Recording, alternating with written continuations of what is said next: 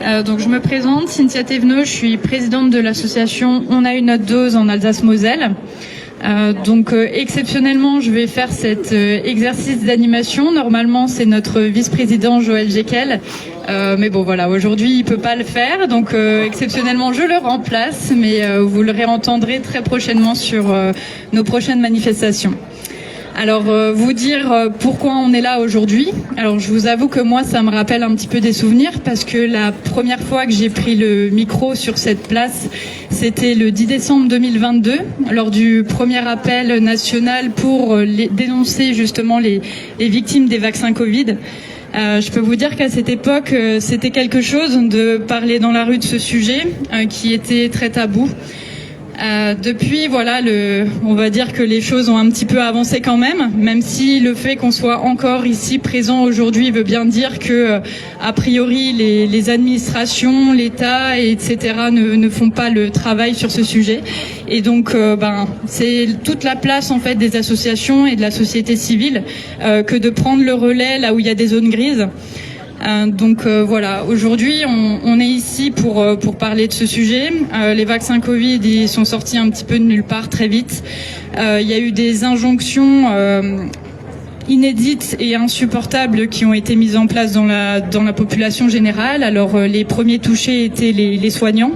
Parce qu'on le rappellera jamais assez, les soignants ont été obligés, ils ont reçu l'obligation vaccinale du Covid. Et donc, les conditions, c'était tu te vaccines ou tu es suspendu sans salaire. Voilà. Donc, dans ce qu'on appelle le pays des droits de l'homme, et puis on a tout un tas de traités et notre constitution est censée nous protéger. Et dans le droit européen aussi, il est dit que nul ne doit être obligé de prendre un traitement médical contre son consentement. On avait effectivement des principes qui étaient fondateurs au niveau de ce pays, ce qu'on appelle les droits fondamentaux, ce qu'on appelle le serment d'Hippocrate, ce qu'on appelle le consentement libre et éclairé, le fait de pouvoir disposer de son corps et la liberté de choix. Voilà, c'était des choses qui comptaient, mais dans cette urgence un petit peu folle et de toutes ces mesures contradictoires, attentatoires aux libertés qu'on a subies de manière générale, c'est des choses qui sont passées à la trappe. Mais nous, on est ici pour rappeler que le corps est un sanctuaire impénétrable et que chaque personne est en droit de décider de ce qu'il met dans son corps ou pas. Voilà, ça c'est très important. Donc tout ça pour vous dire que c'est des milliers de soignants qui étaient pas d'accord avec ça, qui étaient pas d'accord aussi avec le fait qu'on puisse faire du tri à l'entrée à l'hôpital. C'est vrai que ça s'est jamais vu de faire du tri entre les patients, de dire vous parce que vous avez un rhume un peu amélioré, vous ne franchirez pas les portes de l'hôpital, ou sous couvert de faire des tests du coup qui sont quand même assez invasifs, où vous rentre quand même assez profondément dans le nez, et du coup des tests qui étaient gratuits qui sont passés payants aussi justement au moment où il y a eu ces passes sanitaires et puis tous ces conditionnements, etc. Donc c'était bien pensé pour quand même pousser une grande partie de la population à prendre un vaccin, puisque c'était devenu une condition même pour être citoyen au sein même d'une société, pour pouvoir accéder donc à des hôpitaux, pouvoir accéder à des centres commerciaux, à des hôpitaux, à des services publics. Alors je ferai cette petite parenthèse parce que moi j'étais fonctionnaire, donc le service public, j'y ai mis mon cœur dedans et j'y croyais et je veux y croire encore parce que je sais qu'il y a des gens à l'intérieur qui y croient encore. Voilà, de se dire on œuvre pour le bien d'une population. Mais moi en passant mes concours, en étant bonne élève, j'ai appris qu'en fait il y avait quelque chose de fondamental aussi qui était l'égalité de traitement. Donc le fait de faire le tri entre les gens sur la base d'un statut vaccinal, je vous avoue que moi j'y croyais pas et je pensais que c'était quelque chose qui relevait effectivement d'une fabulation complotiste. Quand ça s'est avéré réel et que toute la population a été embarquée dans cette folie-là, je vous avoue que j'ai un petit peu mangé mon genou. Voilà, mais ça c'est entre parenthèses. Et donc, qu'est-ce qu'il en est devenu de tout ça, puisque l'obligation vaccinale était pour les soignants. On avait ces passes qui conditionnaient aussi la vaccination dès l'âge de 12 ans. On l'oubliera pas. Dans certains pays, dont Israël, c'était dès l'âge de 3 ans. À New York aussi, ils l'avaient passé à 3 ans. Donc voilà, juste qu'on reprenne la mesure quand même de ce qui s'est passé. On sait que c'est une période qui est quand même un petit peu douloureuse quand on veut regarder un petit peu avec honnêteté tout ce qui s'est passé. Et donc, voilà, qu'en est-il en fait de toutes ces personnes qui ont fait confiance, qui ont joué le jeu? Alors heureusement, tout le monde n'a pas développé des séquelles après les vaccins Covid. Toutefois, il y en a beaucoup plus que ce que l'on croit. Et donc, on est là pour toutes ces personnes, en fait, qui, elles, du coup, voilà, ont fait confiance, ont pris ces vaccins en se disant, bah voilà, je fais confiance ou je suis quand même plus ou moins contrainte, peu importe les raisons qui ont été moteurs dans ce choix. Le fait est qu'il y a aujourd'hui, voilà, beaucoup de personnes qui ont des problèmes de santé après ces vaccins. On a du coup au niveau officiel, vous avez l'Agence nationale du médicament qui, elle, du coup, référence plus de 200 000 cas qui ont été, du coup, signalés. Vous avez 25% de cas graves, plus de 1600 décès répertoriés. Et donc, ce que l'on sait au niveau des pharmacovigilances, qu'elles soient régionales ou nationales, c'est que très souvent, c'est à peu près 10%. Enfin, 10%, on va dire, des signalements qui représentent... ça représente que 10% de la réalité. Quoi dire d'autre dans ce qui est factuel? On avait quand même la représentante du laboratoire Pfizer qui a été auditionnée au Parlement européen et c'était début 2022. Et donc Janine Small qui a effectivement indiqué au Parlement dans le cadre d'une petite commission d'enquête que le laboratoire n'avait fait aucun test sur la capacité des vaccins Covid de Pfizer à empêcher la transmission et la contamination. Donc en fait cet argument qui nous a été quand même vendu très majoritairement dans le cadre du pass était caduque et on le dit, on le répète, on ne se vaccine pas pour les autres, on se vaccine pour soi et le fait de se vacciner pour les autres, ça c'est un argument qui relève du nudge, de ce que vous appelez des cabinets comme McKinsey qui sont des cabinets privés de conseil qui représentent d'ailleurs une part assez conséquente dans les subventions qui peuvent être aussi touchées au niveau national et de l'État. Ça pose aussi question en termes d'ingérence potentielle, surtout qu'il y a des incointances possiblement entre ces cabinets de conseil et les laboratoires. Donc voilà, tout ça c'est des arguments qui sont des arguments commerciaux pour nous pousser à adopter en fait des comportements sociaux. Donc tout ça c'est des choses qui interrogent quand même en démocratie, on est en droit en tant que citoyen de se les poser et de se dire aujourd'hui voilà les personnes qui ont été laissées sur le bas-côté, en fait c'est juste intolérable. Nous ce qu'on demande pour ces personnes c'est une prise en charge médicale, c'est des enquêtes approfondies, c'est le fait aujourd'hui c'est les victimes qui portent le doute alors que ça devrait être au laboratoire en fait de prouver de prouver que c'est pas le vaccin qui ont mis les personnes dans cet état-là. Aujourd'hui, ça repose sur des gens lambda du quotidien qui se sont fait avoir et qui sont complètement démunis. Il faut savoir qu'il y a à la fois la maladie à affronter et il y a plein d'autres aspects aussi, l'aspect financier, l'aspect médical, trouver des médecins qui puissent faire des diagnostics, ensuite pouvoir proposer des traitements qui puissent être adaptés, mais le fait est qu'aujourd'hui, si vous avez aussi des médecins qui rejettent l'hypothèse de la vaccination Covid comme étant une cause, comment vous voulez trouver des solutions si vous rejetez la cause?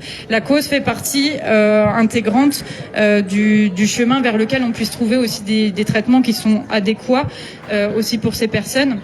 C'est des personnes qui sont en errance, qui sont en arrêt maladie, avec des droits d'arrêt maladie qui s'arrêtent, avec des reconnaissances d'invalidité plus ou moins reconnues. Et puis quand la validité s'arrête, qu'est-ce qui se passe? Alors est-ce que c'est des personnes qui vont devoir perdre leur logement, qui ont des prêts sur le dos, qui ont du coup avaient une quarantaine d'années et qui se retrouvent aujourd'hui avec des situations vraiment invalidantes et qui sont vraiment en situation de handicap. Donc qu'est-ce qu'on fait? On les laisse comme ça, en train de souffrir dans leur coin, sans aucune prise en charge ni financière ni quoi que ce soit, à devoir du coup pour avancer dans leur démarche administrative monter des recours juridiques en étant elles-mêmes exposées directement auprès des laboratoires, avec des coûts aussi qui sont conséquents pour les avocats. Donc nous ce qu'on fait ici en Alsace, c'est on est un petit peu les porte-parole de ces gens-là au niveau local. Il faut savoir qu'il y a bien d'autres associations au niveau national aussi qui luttent comme nous. Donc l'association A Victimes qui est basée dans l'Allier, qui rassemble aujourd'hui plus de 1000 personnes 1000 adhérents, dont plus de 800 victimes de personnes qui sont malades depuis un vaccin Covid, avec des pathologies qui sont vraiment multiples. On pense très fort aussi à Alain et à Mélanie, puisque la vice-présidente de l'association A Victimes est décédée récemment d'une maladie de Charcot, où du coup la cause génétique a été complètement écartée et au contraire un centre de pharmacovigilance a réellement questionné et pris en compte le fait que la vaccination Covid pouvait avoir pouvait être la cause en fait de cette maladie de Charcot. Donc dans l'association à victimes aujourd'hui, il y a plus de 30 malades de Charcot. Donc pour dire que c'est un signalement qui 45, est quand même inquiétant. Voilà, presque 40 maintenant, 45, voilà. Chez nous, on en a aussi quelques-uns, malheureusement, qui sont déjà décédés, donc avec des familles aussi qui œuvrent derrière pour faire reconnaître, voilà, le décès de leurs proches. On a l'association Verity France aussi, donc qui elle s'est montée très très vite pendant la vaccination en 2021 de familles qui ont perdu leurs proches et plus tard aussi des personnes malades qui les ont rejoints. Alors c'est important de parler de l'association Verity France parce que le président s'est porté partie civile dans le cadre de la procédure à Liège contre Madame Ursula von der Leyen, qui est présidente de la Commission européenne et qui en fait a négocié le plus gros contrat avec le laboratoire Pfizer sur la base de SMS privés qui sont des SMS qui ont été détruits avec le PDG de Pfizer, Monsieur Albert Bourla. Donc ça, vous pouvez retrouver. Il y a eu des articles qui ont été sortis. Le New York Times aux États-Unis a enquêté aussi là-dessus. Et donc, dans le cadre de la procédure à Liège sur les SMS, il y avait cette opportunité d'accéder à l'entièreté des contrats signés. Parce qu'il faut savoir que la majorité des choses qui ont été convenues pendant la période du Covid, c'était sous la base d'un conseil de défense. Vous savez, si le président de la République a dit « nous sommes en guerre », c'était aussi pour ça. C'était pouvoir faire appel à des institutions particulières, de pouvoir agir dans l'urgence et surtout dans le secret. Et donc ça pose aussi question. Il est temps que le secret défense y soit levé. Et donc ces fameux contrats, nombre de députés européens les avaient demandés à l'époque. Et voilà, toute une partie était complètement biaisée. Enfin voilà, c'était voilà des parties entières qui étaient noircies. On pouvait même pas lire ce qu'il en était. Et là, donc Frédéric Beltra, lui, a eu accès au contrat Pfizer négocié, le plus gros qui était négocié. Voilà, en mai 2021 pour plusieurs milliards voilà. Et donc ces contrats-là, il a pu les rendre accessibles. Donc aujourd'hui, il les a rendus accessibles publiquement. Il les a publiés sur un compte X qui s'appelle @contrat UE Pfizer.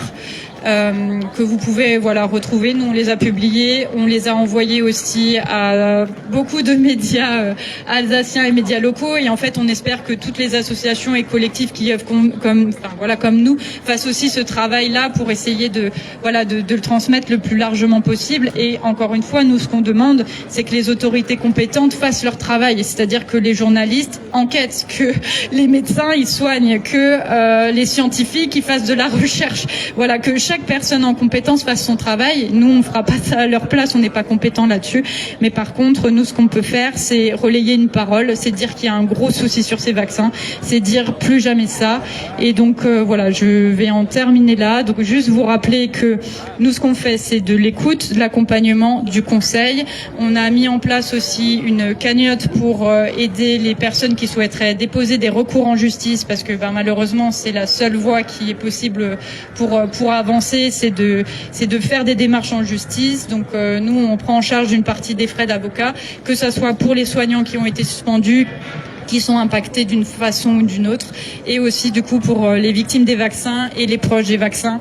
Voilà, donc on propose une cagnotte solidaire. On fait des manifestations aussi dans l'espace public pour essayer de libérer la parole. On prend contact avec des élus, avec des médias locaux. On essaie de faire parler le plus possible du coup de cette cause. Et j'en profiterai aussi pour vous indiquer donc un événement qui va se dérouler le 21 juin à Busvillers dans le 67, donc entre Haguenau et Saverne. Donc à l'occasion du 21 juin, on fait venir le chanteur Kalun, qui est un chanteur de slam éco-poétique engagé, qui est du Béarn et qui lui avait annulé toutes ses dates en fait en raison du pass sanitaire. Et donc aujourd'hui, il vient proposer un événement festif, convivial, musical dans une ferme en maraîchage bio où nous serons accueillis et où pour nous ce sera aussi l'occasion de faire parler autrement encore des victimes des vaccins, de profiter de cet espace un petit peu convivial et qui rassemble pour être en solidarité toutes ces personnes. Et donc c'est un concert caritatif, donc on vous invite à relayer cette information, à venir avec bon cœur et nous en tout cas on lâchera pas. On pense, alors il y a plein de choses que j'ai oubliées encore. On pense très fort aussi à Julia qui malheureusement n'est pas présente. Voilà, aujourd'hui, elle devait venir jusqu'à la dernière minute. Elle a essayé de venir et au final, elle est beaucoup trop en difficulté là au niveau de sa santé. Ça va pas du tout. Donc voilà, ça fait partie du jeu. Elle a pas pu se déplacer.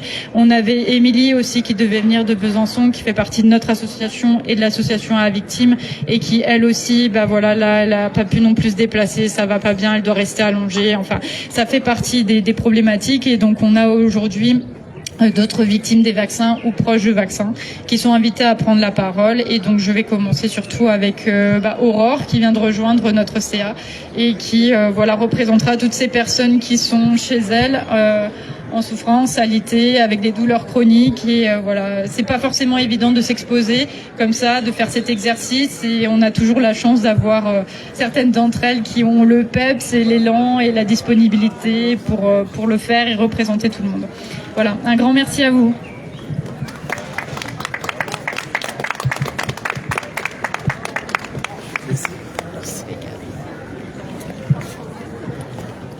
Bonjour à tous.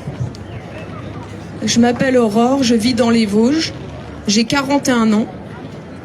Je vis en couple avec un enfant de 6 ans. Je suis membre du conseil d'administration de On a une autre dose et également adhérente à Victime. Alors aujourd'hui, je voulais adresser un petit mot à Julia. Donc Julia qui n'a pas pu être là, c'est notre porte-parole. C'est également une amie qui m'est très chère, une amie de combat. Elle a de grosses difficultés, ses pathologies sont très très lourdes. Et aujourd'hui, elle n'a pas pu nous rejoindre. Donc je lui envoie plein de soutien et beaucoup de courage. Et puis je pense aussi à Émilie, qui voulait aussi se joindre à nous aujourd'hui, mais son état de santé ne le permet pas non plus. C'est également une amie de combat. Donc je lui envoie aussi beaucoup de soutien.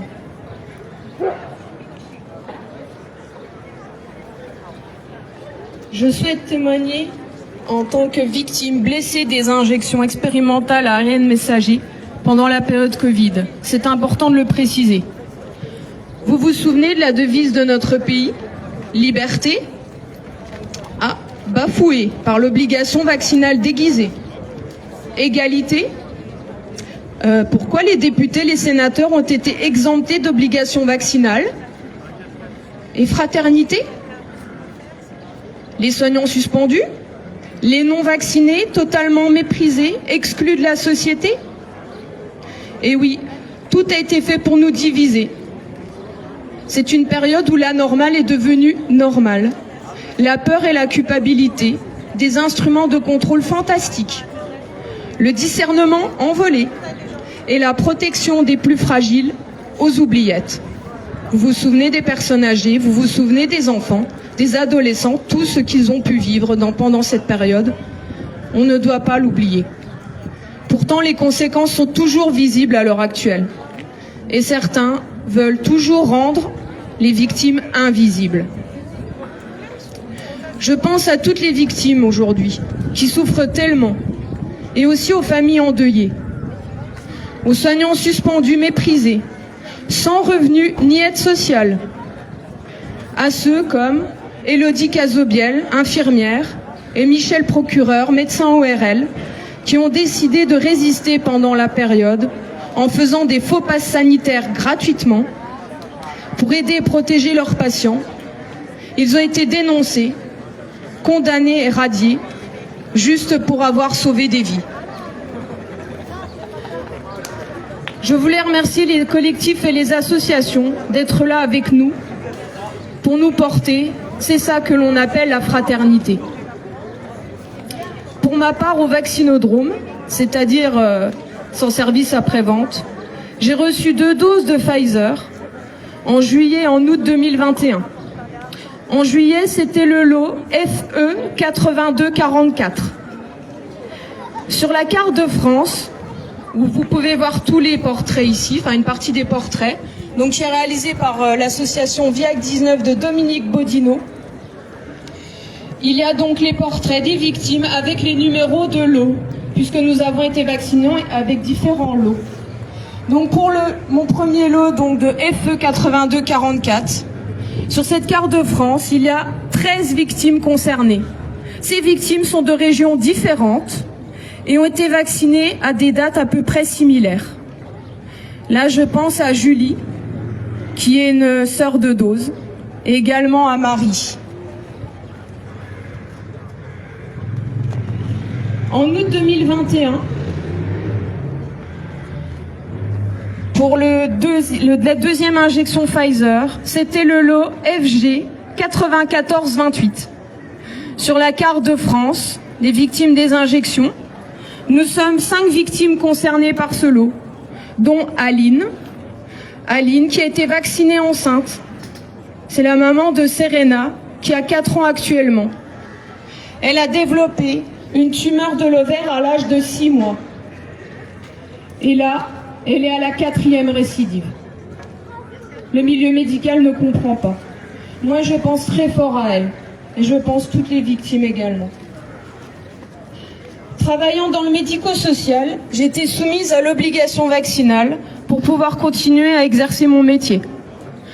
J'avais de gros doutes quant à la rapidité de création de ces injections. Lors des 2 injections, j'ai subi des symptômes et douleurs intenses. Je n'avais jamais connu cela. J'ai cru que je ne passerais pas les premières nuits. J'ai senti des douleurs atroces au point d'injection, des sensations de brûlure de tout le corps, des vertiges, des palpitations, des essoufflements, des démangeaisons, des troubles digestifs et bien d'autres. Et dont beaucoup sont encore présents aujourd'hui après 4 ans. Étant sportive, les semaines suivantes, j'ai senti mes capacités diminuer, l'épuisement s'intensifier, l'essoufflement et les douleurs musculaires m'assaillir, le brouillard cérébral et mon immunité complètement affaiblie. Mon passe sanitaire périmé en février 2022. La médecine ne pouvait pas m'aider face aux séquelles des 2 premières. Il fallait faire la 3e. Sinon, je perdais mon emploi. J'avais 2 solutions. Soit je décidais de ne pas la faire et j'étais suspendue, soit attraper le Covid. J'ai attrapé le Covid en janvier 2022. Peut-être que ça m'a évité le pire. J'ai continué à me dégrader jusqu'en juin 2022, où lors d'une consultation chez le médecin, j'ai été envoyée aux urgences pour suspicion d'AVC. Là-bas, j'ai été maltraitée, méprisée. Mes proches n'ont reçu aucune nouvelle pendant plus de 16 heures. L'IRM cérébral qui a été réalisé, sans injection de produits de contraste, n'a montré que des valeurs dans les limites de la normale. La conclusion du neurologue était « c'est juste un contexte de fatigue ». En avril 2023, après 11 mois d'errance médicale, le diagnostic est tombé. Une encéphalomyélite myalgique post-injection Covid, aggravée par l'infection Covid. C'est une maladie neuro-immunitaire grave, incurable, invalidante, caractérisée par un épuisement massif et une intolérance à l'effort systémique, aussi bien physique que cognitif.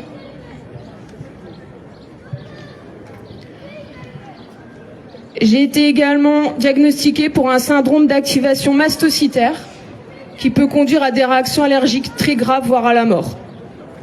Et également une hypersensibilité chimique multiple qui oblige à être très vigilant au niveau des traitements médicamenteux, car un simple Doliprane peut me causer des troubles neurologiques importants. Je vais faire une parenthèse. En ce mois de sensibilisation à l'encéphalomyélite myalgique, j'ai une pensée pour tous les malades, notamment les malades en état sévère et très sévère, car ceux-ci vivent dans leur lit, dans la pénombre et dans le silence. Ils vivent un calvaire, ils sont isolés, psychiatrisés, précarisés. C'est une urgence de reconnaître cette maladie dans notre pays, de former les médecins et de financer la recherche, car cette maladie est toujours incurable. Bien que 70% des malades développent l'encéphalomyélite en post-infection, nous sommes nombreux à l'avoir développée en post-injection. Et cela doit être pris aussi en compte, car il s'ajoute une défiance, une invalidation et une discrimination supplémentaire dans les soins. Unissons nos forces, car chacun a le droit d'être soigné dignement. C'est cela l'humanité. J'en reviens à ma vie. Elle est très compliquée depuis 4 ans. J'ai des difficultés à marcher. J'utilise un bâton de marche et le fauteuil roulant si nécessaire. En gros, j'ai 30% d'énergie dans ma batterie au lever le matin. Elle baisse vite avec peu d'activité. Le repos allongé sans stimulation, entre 3 et 6 heures par jour, ne suffit toujours pas à faire remonter le niveau de la batterie. Quand la batterie est vide, c'est le malaise post-effort qui cloue au lit pendant des heures, des jours, des semaines, avec une exacerbation des symptômes et des douleurs indescriptibles, comme si on était dans un état de coma. Pour se stabiliser et ne pas s'aggraver surtout, j'opte pour le pacing. Donc c'est une technique où on fait des petites activités et on fait également des repos en alternance pour pouvoir supporter la journée. J'ai également un régime alimentaire plutôt strict. Éviter les substances chimiques, se protéger des ondes électromagnétiques, se soulager avec des médecines douces et prendre bon nombre de compléments alimentaires. Aussi, garder la foi, c'est important. Avoir un entourage compréhensif pour ne pas sombrer. La discipline peut nous permettre d'avoir des petites victoires, mais c'est surtout la patience qui est la plus dure à cultiver. Après, nous avons tous un chemin différent. Nous avons tous des maladies différentes. Nous pouvons néanmoins se conseiller, s'inspirer et surtout rester bienveillants avec soi-même. Cela paraît l'essentiel. Actuellement, je suis en invalidité catégorie 2 et j'ai été licenciée à mon poste l'année dernière en 2025. J'ai un taux d'incapacité compris entre 50 et 79%, reconnu par la MDPH. Je suis dépendante de mes proches pour s'occuper de mon enfant de 6 ans. Actuellement, suite à un retour positif de ma déclaration pharmacovigilance que j'ai pu réaliser avec l'association Solidéclat, qui montre des taux d'imputabilité élevés pour 3 de mes pathologies.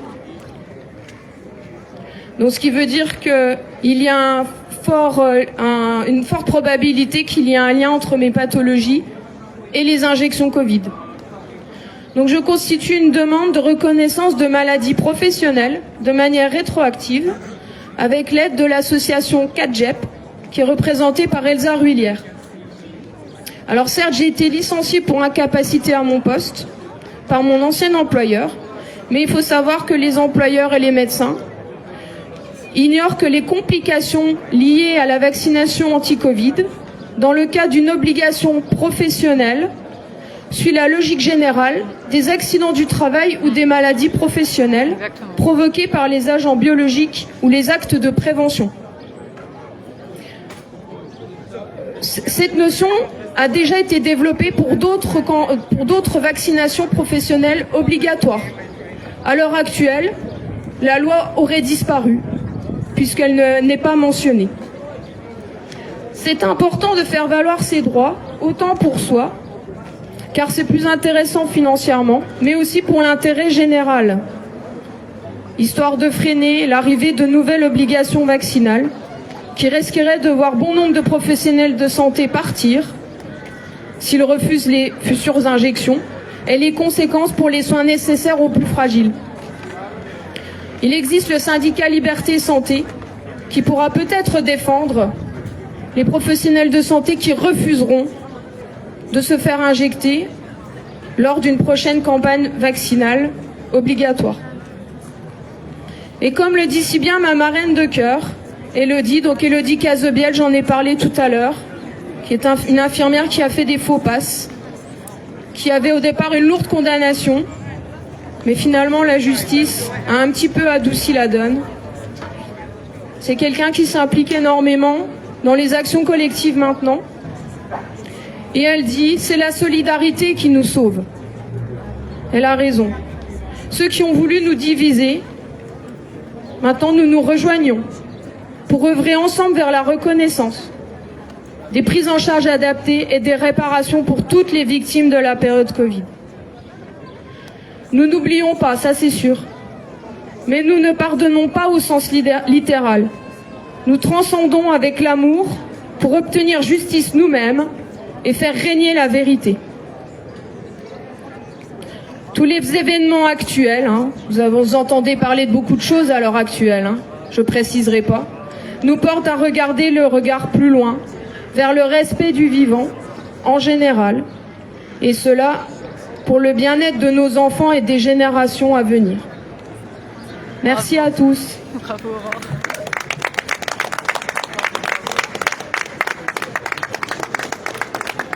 Est-ce que quelqu'un d'autre souhaite prendre la parole?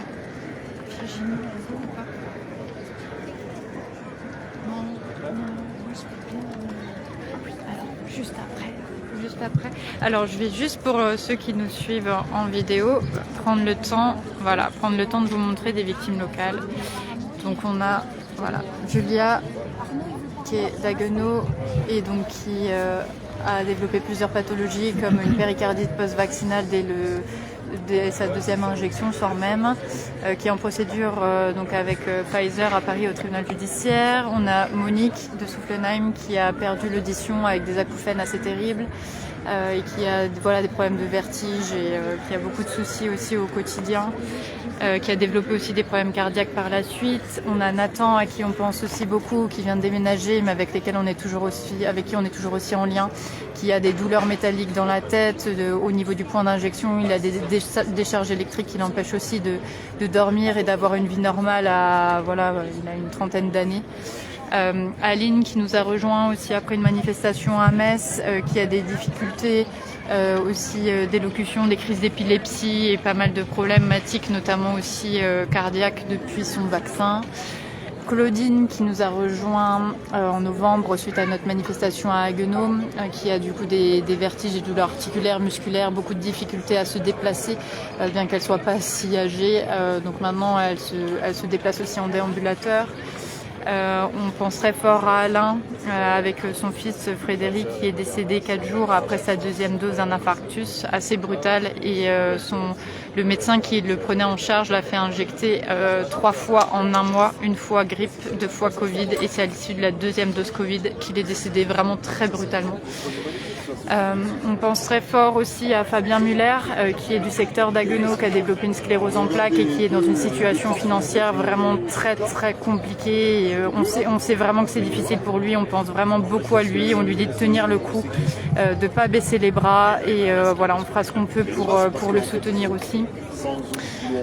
Donc on avait Émilie qui devait venir aujourd'hui et qui pareil elle a des douleurs articulaires, elle est bloquée un petit peu du dos, des cervicales de partout, donc là elle aurait dû être parmi nous aujourd'hui, elle n'a pas pu, donc on pense beaucoup à Émilie, elle est à Besançon et donc elle a fait 5 micro AVC suite à ses vaccinations, elle a développé de l'hypertension, des acouphènes et pas mal de choses aussi et donc une personne très jeune qui est aussi fortement touchée.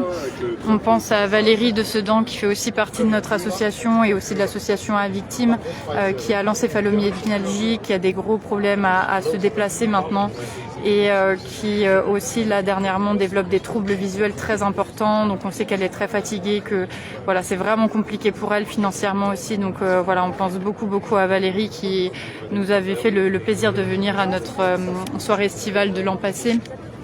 Bien sûr, après on pense à toutes les autres victimes, Macha qu'on ne présente plus, mais pour ceux qui ne connaîtraient pas, elle avait plus de 50 symptômes par jour. Elle a développé l'encéphalomyélite myalgique, elle avait des forts troubles aussi au niveau de sa motricité, des troubles intestinaux, sévères, vraiment très sévères. Et on pense gros bisous à Macha, on pense bien à elle. Mallory aussi qui fait partie de la victime, qui fait partie du CA, qui est trésorière. Avec pareil des douleurs articulaires, des céphalées. Et d'autres pathologies que je connais un petit peu moins. Florian qui fait partie aussi de notre association, qui était soignant obligé à la vaccination et donc qui a développé plusieurs troubles, notamment cardiaques. Il a une intervention aussi cardiaque, il a développé de thrombose de la veine. Et étant donné qu'il est infirmier, il est en pleine capacité d'exposer ces problématiques. Donc c'est des gens qui ont développé des pathologies post-vaccin Covid avec des obligations vaccinales pour lesquelles on ne reconnaît pas la maladie professionnelle. Donc pour vous dire que le combat il est vraiment multiple sur beaucoup d'aspects, et surtout la santé. Bon, faire un gros coucou à Mathieu Dubois, président de l'association à victimes, auquel on pense voilà très fort. Donc lui a développé la neuropathie des petites fibres, qui fait qu'après une injection Moderna, il a plus pu se déplacer au niveau de sa mobilité et de ses jambes. Voilà, c'était vraiment très douloureux. Donc maintenant il est en béquille, il se déplace en béquille. Et donc il a réuni dans toute la France plus de 800, et la France et des dom-tom, plus de 800 victimes des vaccins. Et donc nous on est vraiment très en lien avec l'association à victimes. Et bien évidemment voilà Mélanie Maupas qui vient de nous quitter à peine entre 36 et 38 ans, à 38 ans il me semble, voilà de la maladie de Charcot, dont la cogénétique a été complètement exclue, et un centre de pharmacovigilance a reconnu un lien potentiel entre le développement de sa maladie. Avec, de toute façon elle a eu des symptômes qui sont arrivés très rapidement, quelques jours, semaines après son injection. Et donc à son âge, c'est vraiment terrible, et la maladie progressait vraiment très vite. Et donc voilà, elle nous a quittés il y a quelques mois. Donc une grosse pensée à Mélanie, une grosse pensée à Alain, à tout ce qu'ils représentent tous dans ce combat. Voilà. Donc on pourrait encore parler de tout le monde, mais voilà, on a essayé de cibler les victimes locales. Il y a beaucoup de visages ici qu'on connaît. Donc voilà, on pense bien fort à tout ce monde-là. Nous, on lâchera pas, c'est pas possible. Ils ont fait beaucoup trop de mal, et puis maintenant, c'est le moment de réparer. Et, de toute façon, ils sont toujours dans cette fuite en avant. Enfin, quand on écoute l'actualité, c'est un truc de fou. Au niveau du gouvernement, on sait qu'ils sont en train de monter un groupe qui, soi-disant, lutterait contre la désinformation en santé. Enfin, voilà, donc on sait très bien que le combat n'est pas fini. Il faut s'armer de patience et voilà, et continuer de faire le travail comme on peut. Nous, on le fait en Alsace-Moselle, et on invite tout le monde à le faire là où il peut. Tu voulais prendre la parole, Arnaud ? Ok, très bien. Bonjour, je suis Arnaud Limière, je suis psychomotricien, et je suis aussi membre adhérent de l'association de la dose depuis le début. Et donc je voulais aussi préciser un petit peu pour la suspension. Les personnes qui ont refusé l'injection dès le départ et qui n'ont pas contracté la maladie, qui n'ont pas eu un test positif une seule fois, ils ont eu plus de 600 jours de suspension, sans indemnité, sans indemnisation, sans droit au chômage, sans droit à un arrêt maladie. Ils ont été suspendus sans savoir pour combien de temps. Et donc ils ont pris ce risque-là. Au niveau précision, au niveau des enfants aussi, on est tombé dans un moment assez paradoxal où des enfants reconnus scientifiquement comme peu ou pas sujets à la maladie, avec des formes ou très légères, mais en tout cas jamais ou presque jamais de mortalité s'il n'y avait pas des difficultés immunitaires ou autres. On a demandé aux enfants de se tester et de protéger les adultes, alors qu'au départ, dans une société saine, ce sont les adultes qui sont censés protéger les enfants. Donc on a eu une inversion un peu des valeurs. On a eu aussi une révolution numérique qui s'est déclenchée à ce moment-là. Donc les États, puisque c'est le monde entier qui en a profité pour faire une nouvelle forme de développer de manière exponentielle les relations par réseaux sociaux, les relations par le biais d'Internet. Et alors que depuis des années, en tout cas dans mon corps de métier, en tant que psychomote, on a toujours fait de la prévention par rapport à l'exposition aux écrans. Et donc on a demandé aux enfants de se connecter, de passer des heures devant un ordinateur pour pouvoir avoir cours. Donc en fait pareil, on a maltraité les enfants, on a utilisé tout un tas de choses qui ont rendu des dépendances fortes. On a encore, moi je suis aussi délégué des parents d'élèves au collège de mes filles, et on s'aperçoit qu'il y a eu sur les 2 ou 3 conseils de discipline que j'ai fait, c'était lié avec l'aide ou accéléré ou par le biais direct de réseaux WhatsApp et compagnie. Jusqu'à l'acceptation du QR code, le fameux jusqu'à l'acceptation du QR code, mais il y a plein d'autres choses. Il y a aussi ce que je ressens au niveau aussi de mes patients. Je trouve qu'il y a une baisse de la conscience de la nécessité de l'autorité parentale. Et il y a une délégation, mais je pense que c'est lié aussi, parce que je vois par exemple, c'est toujours dans la classe de ma fille, les 7 premiers de la classe qui ont mention félicitations mention du jour, enfin félicitations de l'école ou mention excellence, ces 7 enfants-là, c'est les 7 où les parents ont résisté de ne pas donner un smartphone, comme par hasard. Il y en a qu'une qui a un téléphone portable, c'est un Nokia 3310, je sais pas, c'est un truc à touche, mais sur ces 7 enfants. Donc en fait, il y a tout un pan qui s'est développé pendant le Covid. On paye de manière sans contact, dématérialisée, les achats sur Internet, Amazon et compagnie, pour pas leur faire de pub, les relations complètement virtuelles, l'intelligence artificielle comme amie ou comme des fois conseil coaching thérapeutique, naturopathie, enfin bref, elle est partout. Les enfants qui développent des nouvelles maladies et des nouvelles conduites à risque et qui se contaminent les uns les autres, il y en a un qui se clarifie, se filme, l'autre se dit bah tiens, ça peut être la réponse que je cherchais, ça donne des suggestions. Tout ça, c'est arrivé pendant cette période Covid et ça a été accéléré et développé. Après, je pense qu'ils ont juste saisi la brèche. Je pense que le monde de l'argent est ainsi fait que s'il y a de l'argent à se faire quelque part, alors fonçons, quoi. Mais il faudrait aussi avertir les parents, pas seulement pour des raisons de santé. Il y a des choses à faire vis-à-vis des écrans. On peut résister. Les enfants sont pas plus malheureux quand on leur résiste. Après, il faut proposer des jeux. Il faut s'observer soi-même aussi. Si on regarde quand on a un smartphone, combien d'heures on passe dessus à tuer son temps. Voilà, c'est des choses qui sont faites pour nous faire gagner du temps, mais en fait, donc il y a tout un tas de conscientisation et qui sont apparues et qui ont été développées.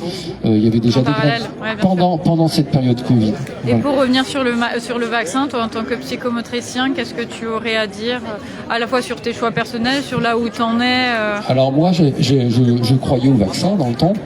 Les vaccins traditionnels, d'été, polio, tout ça, j'y croyais. Et au fur et à mesure du temps, et en tout cas cette injection-là, non, je l'ai pas cru du tout. Et ça m'a coûté beaucoup. Voilà, moi, ça m'a coûté énormément. Ça au travail. Voilà. Comment ? Non, on dira juste que tu as été malmené pour ça au travail. J'ai été malmené, voilà. J'ai été obligé d'abandonner des enfants dans une maison d'accueil, d'éducation à caractère social. Des enfants qui étaient placés pour raisons judiciaires et j'ai été on m'a poussé, on a donné aucune nouvelle aux enfants que je suivais alors que certains enfants avaient déjà des vécus abandonniques avant, donc on a fait que renforcer leur histoire. Cette période m'a rendu très très très malheureux. J'ai mis plusieurs années à m'en remettre. Je commence à me remettre un peu grâce à cette association aussi. On a eu une dose, elle a été très présente. Ce sont des personnes éthiquement très éthiques, très correctes, très authentiques. Je crois que ça m'a permis de tenir et de garder la distance, de pas sombrer dans des choses plus compliquées encore. Je vous remercie énormément pour tout ce que vous faites. Chacun d'entre vous, chacune, et vraiment félicitations aussi. Je trouve très fort aussi les personnes victimes qui il faut comprendre un peu ce que c'est ce genre de maladie. On dit la maladie de Charcot, certaines personnes ne se rendent pas trop compte non plus. Quand on parle de la maladie de Charcot, c'est de la sclérose en plaques en fait foudroyante avec une espérance de vie de 4-5 ans en moyenne. Voilà, quand on parle de la maladie de Aurore, c'est un truc de. C'est incurable. C'est incurable. On parle d'une inflammation de la myéline autour du cerveau. C'est quelque chose de très grave et de très handicapant. On a les fibromyalgies, donc avec des douleurs pour plein de gens. On a eu aussi énormément de péricardite. Des thromboses, des syndromes de Guillain-Barré, c'est vrai que je les ai pas tous cités. La médecine ne parle pas, elle est encore un peu timide parce que vu la pression qu'il y a eu et vu la répression qu'il y a eu aussi, mais il y a tout un tas de cancers chez la personne jeune de moins de 50 ans. Les trentenaires là ont des cancers qu'on n'a jamais eu avant. Il n'y a rien qui a changé au niveau alimentaire ou au niveau boisson, etc. Ou au niveau... Il y a un peu plus de pesticides, mais étrangement c'est depuis 2021 qu'il y a un boom il y a une explosion qui s'observe dans le monde entier. Il y a un manque de fertilité. Fertilité, c'est la première fois que la courbe de démographie française, il y a plus de décès que de naissances. Il y a certains centres de natalité des sages-femmes qui ne peuvent pas exercer des fois pendant plusieurs semaines, il n'y a pas de naissance. Il y a l'association Aimons Cycle Il y a l'association Où est mon cycle. Il y a eu énormément de troubles menstruels pour des millions de femmes. Des règles abondantes, des ménopauses précoces, enfin on a tout un tas de choses et où on n'a pas d'explication autre que ce paramètre-là qui a été l'injection massive de millions de personnes. Donc, je crois que maintenant, il faut être très prudent et très prudent aussi vis-à-vis d'autres vaccins qui n'ont pas fait leur preuve et qui sont interdits dans d'autres pays. On nous parle du garde d'asile et des choses comme ça. Moi, je suis très vigilant là-dessus. Et j'observe. Qui justifie la vaccination massive des enfants au collège, dont des petits garçons. Hein. On passe quand même du... Oui, mais ils sont passés dans l'argumentaire. C'était au départ, ça donnait le papillomavirus ne donnait que le cancer de l'utérus, soi-disant, alors qu'une personne sur 2 ou sur 3 a un jour contracté cette maladie. Et il n'y a pas une personne sur 2 sur 3 qui a un cancer. Mais bon, ça c'est une forme de manipuler la statistique. Ça fait partie du biais cognitif.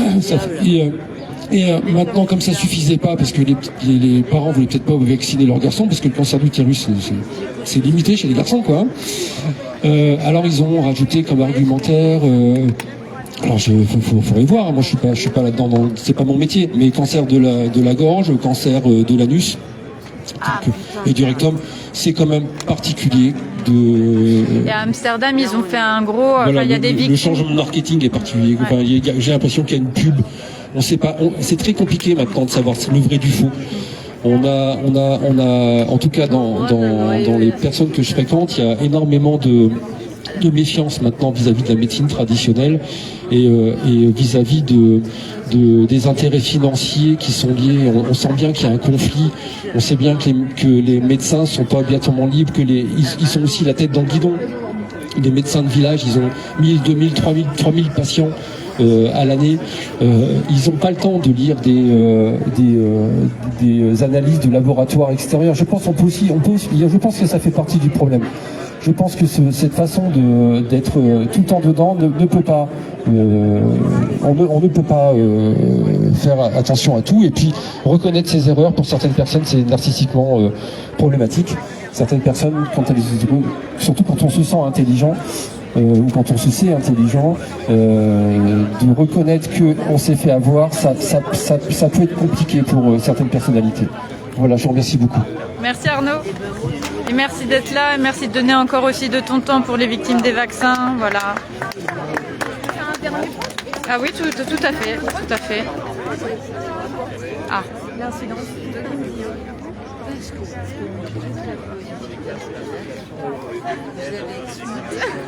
Non, oui, non, t'inquiète pas. Non, mais c'est bon. Enfin, oui, tu préfères un petit peu. Et donc, juste, on vous invite à venir le 21 juin, concert de Calune caritatif. Voilà, à Busvillers, dans le 67, ferme en maraîchage bio. Venez avec nous. Voilà. Donc, on va continuer un petit peu à parler avec les passants.